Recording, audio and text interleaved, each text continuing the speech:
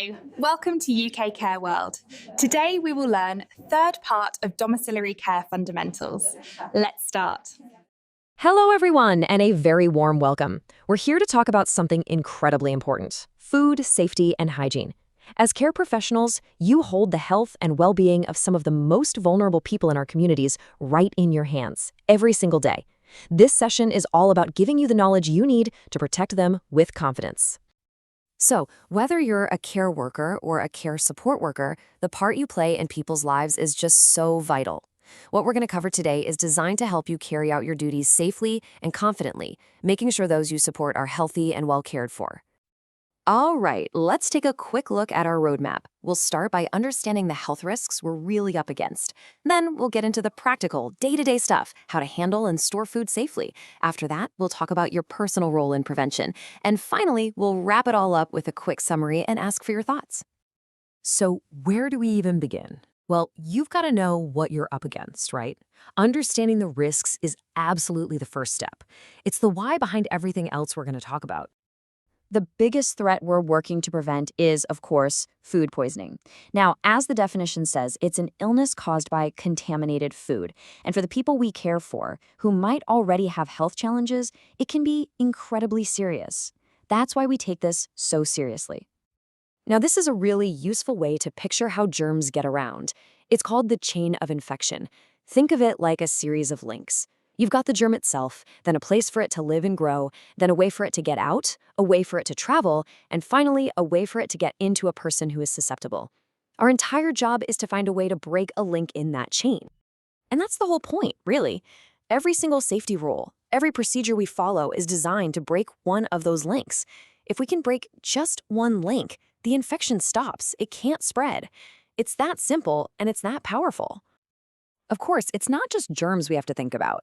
We also need to be really aware of chemical hazards from things like cleaning products. You've probably seen these symbols before. Think of them as a quick heads up. Toxic means it could be poisonous.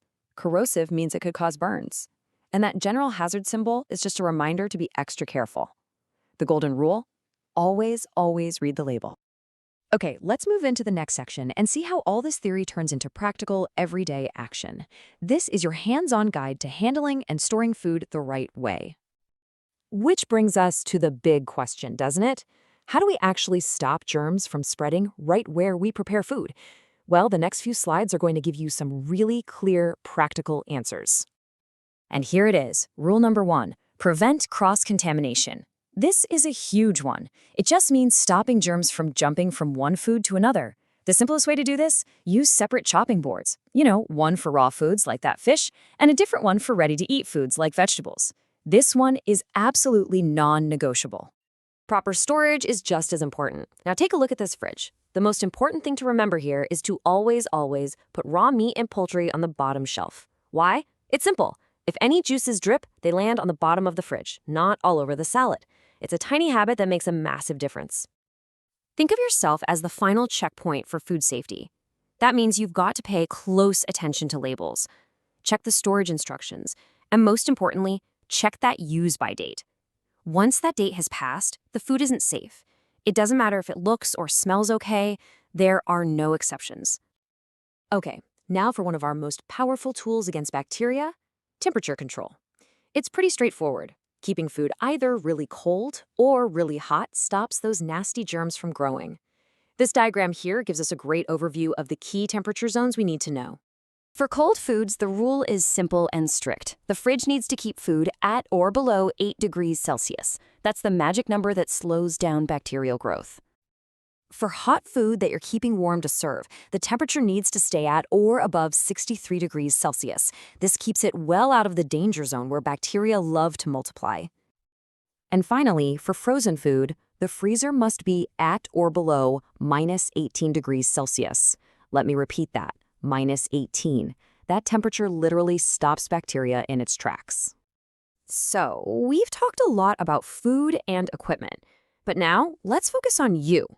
Your personal hygiene is one of the most critical links in that whole chain of infection we talked about. These here are the absolute foundations. First, wash your hands well and wash them often, especially before handling food. Second, always wear a clean uniform or apron. Third, if your hair is long, make sure it's tied back securely. And lastly, this is a big one. If you feel unwell at all, you must tell your manager right away and stay away from food prep. Your health and their health has to come first. Now, what if you have a small cut or a sore on your hands? No problem, as long as it's completely covered with a brightly colored waterproof plaster. Ever wonder why they're so bright? Well, it's actually a brilliant safety feature. If it accidentally falls off, you can spot it easily. Okay, we have covered a lot of really important ground, so let's bring it all together now with a quick summary of the key things to take away from this training. If you only remember 3 things from our time today, make it to these 3 golden rules. Number 1, prevent cross-contamination. Keep raw and ready-to-eat foods separate. Number 2, check your temperatures and dates. Be vigilant. And number 3, practice excellent personal hygiene. You are the most important ingredient in food safety. I just want to say a huge thank you for your time and for your attention. Please never forget that your knowledge and your hard work applying these rules every day is what truly protects the health and safety of the people in your care. We're always looking to improve, so we would be really grateful if you could take a moment to give us your feedback on this training. Did you learn something valuable today? I will see you in next video. Thanks.